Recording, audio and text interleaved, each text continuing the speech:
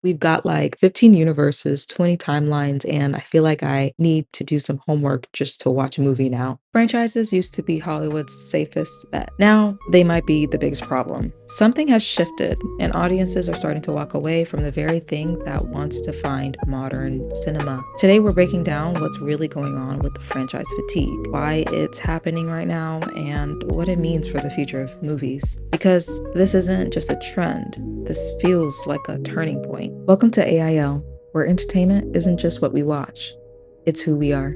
Franchise fatigue isn't just about people being tired of sequels. It's deeper than that. It's about repetition without evolution.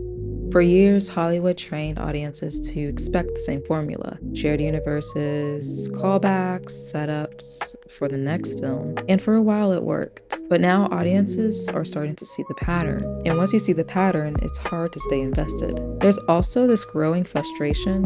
Why does everything feel like it's already been done before? Why does every big release feel like a continuation instead of something new? That question is just getting louder, and audiences are starting to answer it with their attention or their lack of. If you want to understand this shift, you have to look to Marvel. Because at one point, Marvel didn't just dominate the box offices, they defined it. Every release felt like an event. You had to be there. You had to keep up. But now the urgency is gone. And a big reason why is oversaturation. There's so much content, movies, shows, spin-offs, that what used to feel special now feels expected. And when everything is important, nothing really is. On top of that, the barrier to entry has gotten higher. You can't just jump right on in anymore. You have to keep up. And for a lot of people, they've stopped trying. Because at the end of the day, audiences don't want homework. They just want an experience.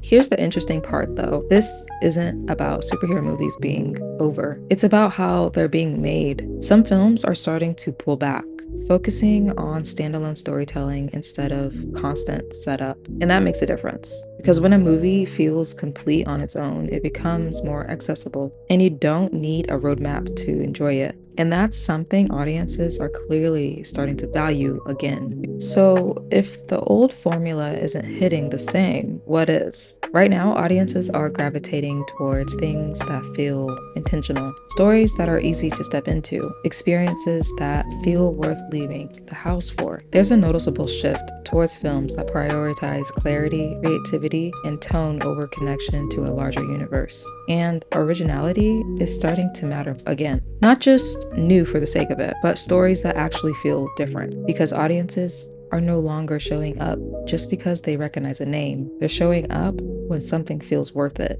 This puts Hollywood in a really interesting position. For years, the industry was built around franchises. That was the strategy. But now the strategy isn't as reliable. And at the same time, streaming has completely changed audience behavior. People have options, convenience, control. So if a movie wants people to show up in theaters, it has to earn it. That means better storytelling, stronger identity, and honestly, more risk.